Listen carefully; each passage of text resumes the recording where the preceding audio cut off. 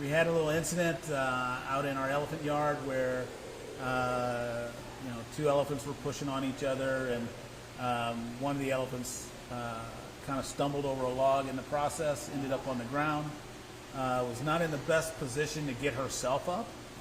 I think some of the contours out in the yard make it a little difficult, and we ultimately had to assist her to get up, which is what we had to do. Sure, talk to me about what that process was. Was that something you guys?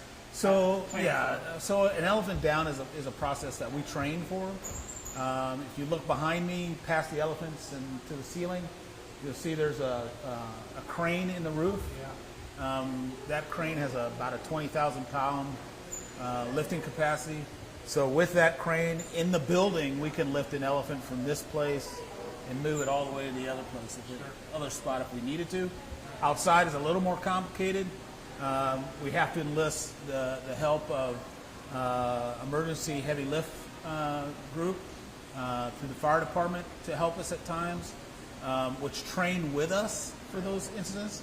But we also have equipment of our own that we try to deploy first to see if we can resolve it with our gear, and then we ask emergency services to help us if we can't resolve it with ourselves.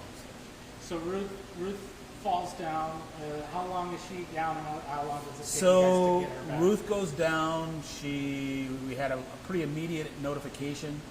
I believe the team was assembled within about 10 minutes of her going down. We established the curator in charge of this area, large mammal curator, took charge of the incident as the incident commander, and we huddled up, came up with a game plan so that we could get things going. We didn't want her to stay down for a long period of time.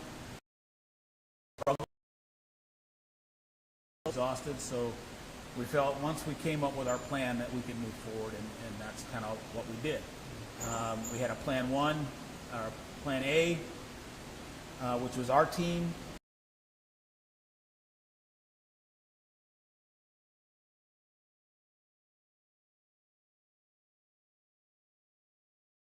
Immobilize her to help get her up.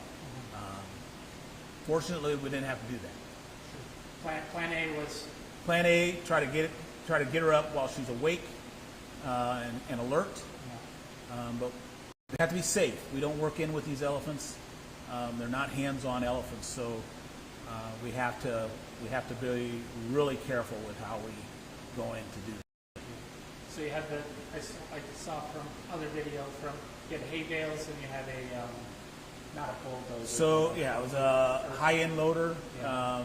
We have a very big high-end loader here on zoo property to do other things, and we put hay bales inside of the loader's bucket just for a softer surface to kind of help her lean against and to push her up.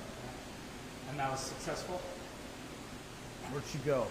She's behind me here. Yeah, she's successful. Yeah. So she got up on her own, or not on her own, but she got her head up, got her shoulders up.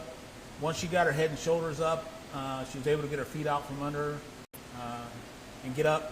As soon as she got to all 4 feet, she got up, started walking into the barn where we could secure her, and then our veterinary team could give her a good evaluation.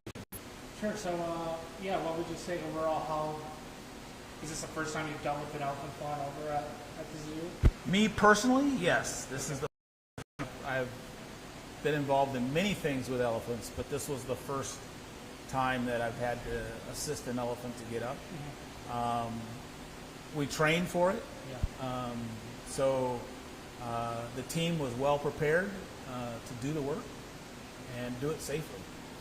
So how long was Ruth on the ground to where she got back up? So she was on the ground for a little more than an hour and a half, which is outstanding. And quick work. Quick work. Yeah, quick work. How old is Ruth? Do you know? Ruth is 45. Yeah, 45. I had to check.